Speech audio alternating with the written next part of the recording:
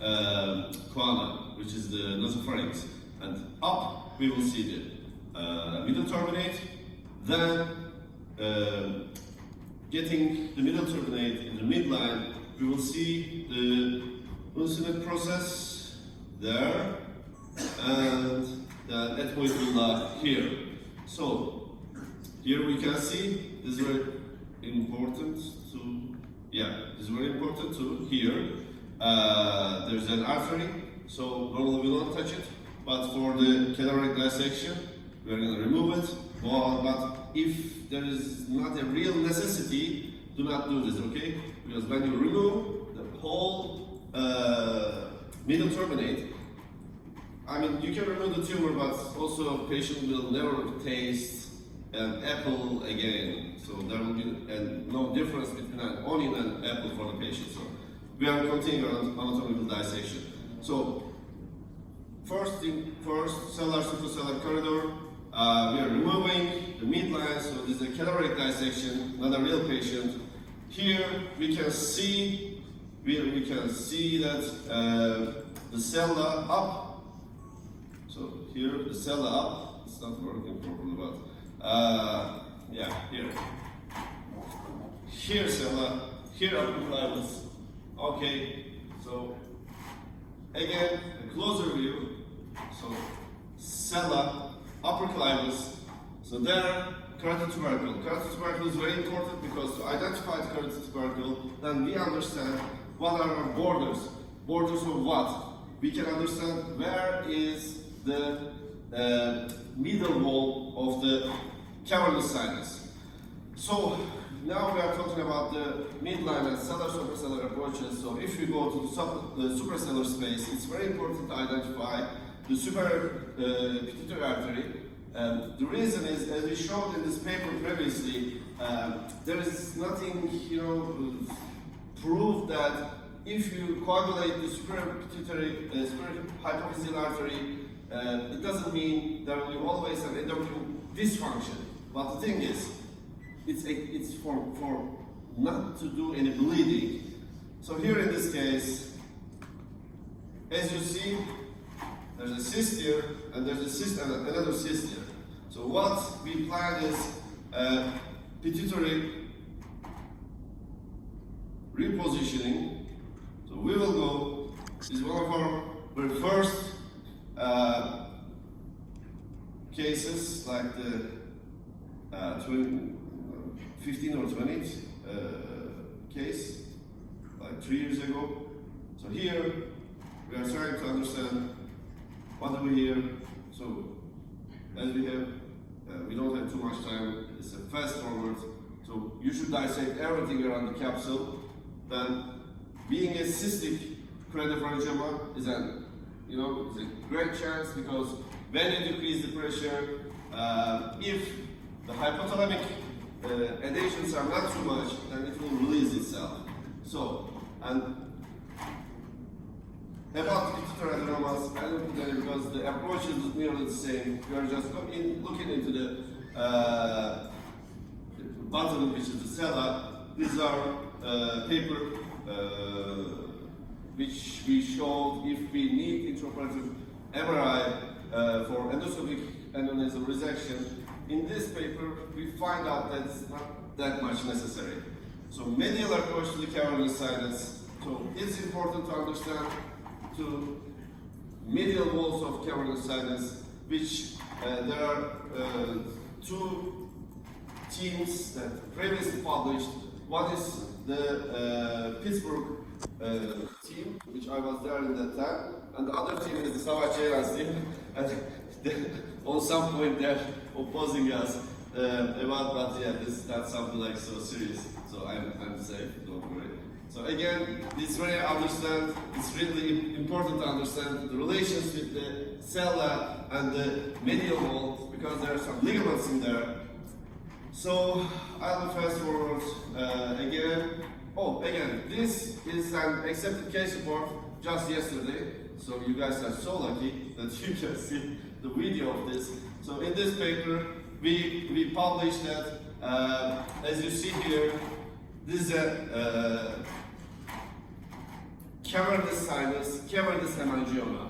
So we achieved a total resection. Could you come to the half of the video? Yeah, go. We don't have time. Yeah, like that. Just wait. So you see, we can see the tumor here. No, go a little faster too. No. Yeah. Okay, stay. Okay, it is after dissection. So after dissection, because this is a cavernous hemangioma, we are trying to preserve the borders, and here is the pituitary gland. Here we made a medial approach into the cavernous sinus. Yeah. And here you see the ICA. So transclavicular approaches, or again the second plane. So what will we do? So that's a preoperative MRI, and this is the postoperative MRI. You see the fat there. So could you please fast forward to the middle part? Yeah, here, no, just a little seconds before, come. Yeah. Here you will see the basilarity, we will see again. So it's very important for clavicular approaches that the clivus itself is just a bony structure, okay? So the problem is, after that bony structure, there's a basilar plexus, which is a venous plexus, and after the basilar plexus, we will see the basilar artery, as we see here. This is probably vertebral artery because it's too low. So, and the closure. And also these are case studies on, again, intraoperative magnetic resonance imaging assisted resection of clavicle cordons. So, petroclival junction, of course, for petroclival junction, the first question is, can we operate petroclival meningiomas? So that was our study to understand the anatomical structures and our limits. What are our limits? So this is the case that we operated in Gazi University in Ankara. Preoperative, postoperative. We were quite lucky here because it's really important on this case to understand. And could you come? Yeah, there. A little more. Yeah. So the thing is, here, when operating a petroclival meningioma, we should drill all the clivus and we should identify every single anatomical landmark. But here, what is important is, you see this? A little more. Back, just a second back from here. A little back. Yeah, just wait. Yeah, here, yeah. This is the median nerve and artery, which is very important because we should identify the median in order to understand where the ICA goes. So now we reach the meningioma. So we reach the meningioma from the dural layer. So what's the difference between a convex meningioma and this now? Okay? We are just calculating. We are using ultrasonic dissector.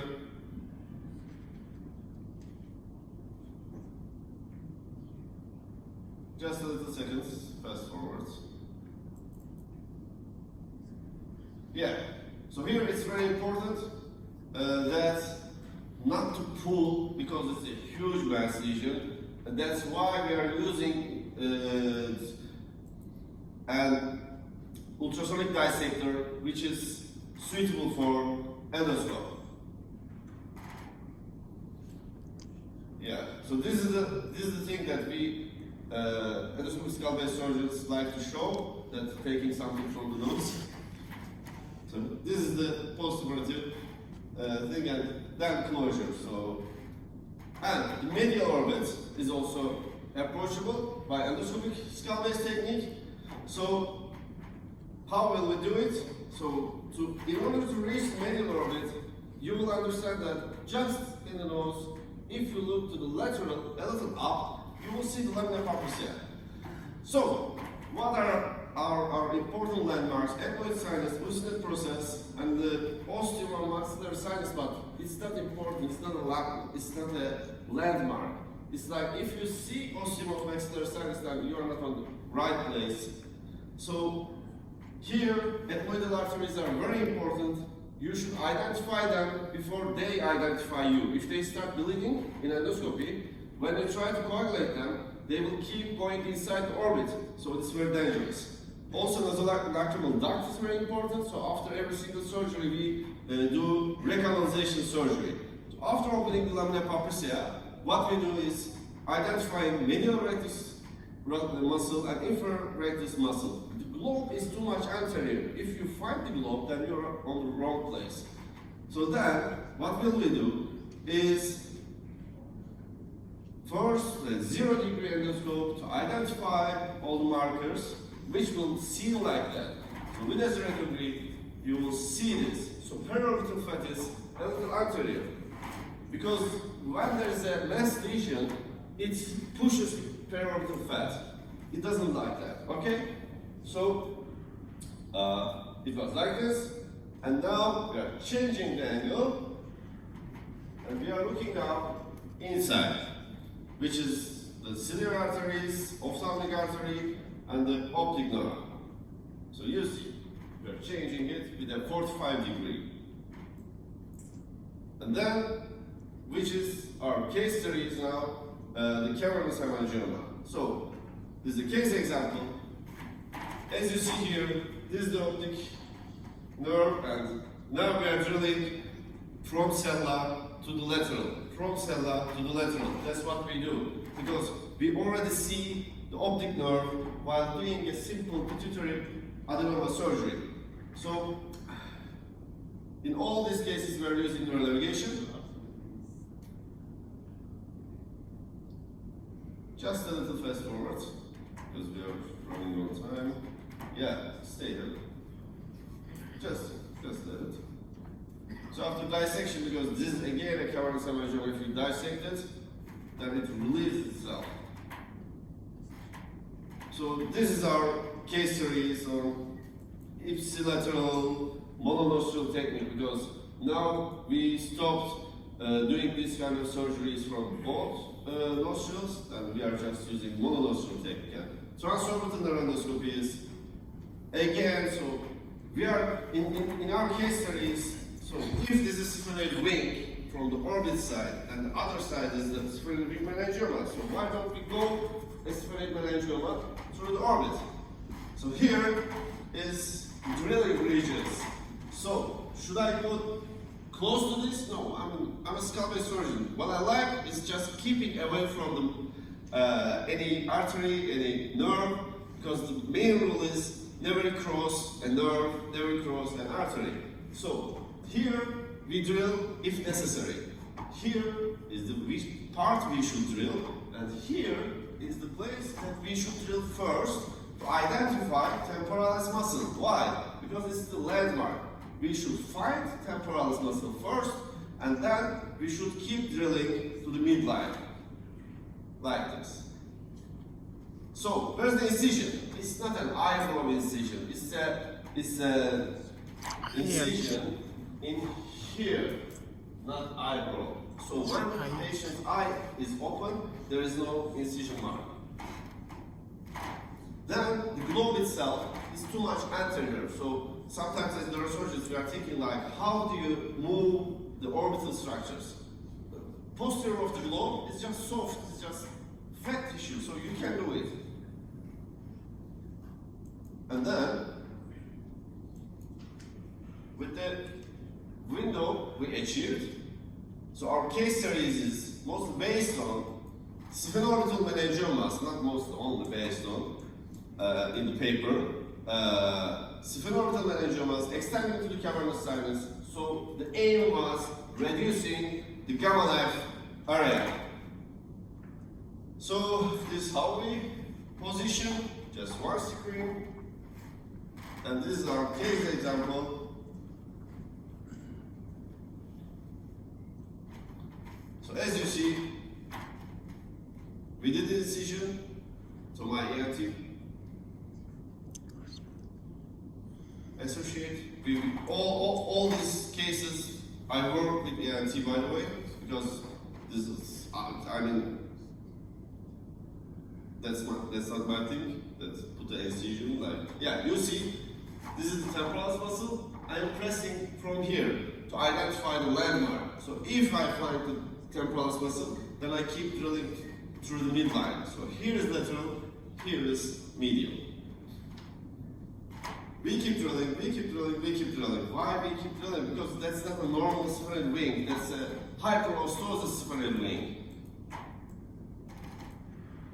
And then we are removing the bone. You can go a little fast forward. Yeah, there. And then we're cutting it. A little fast forward too. You know, you go so fast. Just okay. So again, we are using the same technique by ultrasonic dissector, CUSA, and other things. But here, the closure technique is very simple. It's like you put a synthetic dural layer, then one surgiform, and let the orbit close there itself.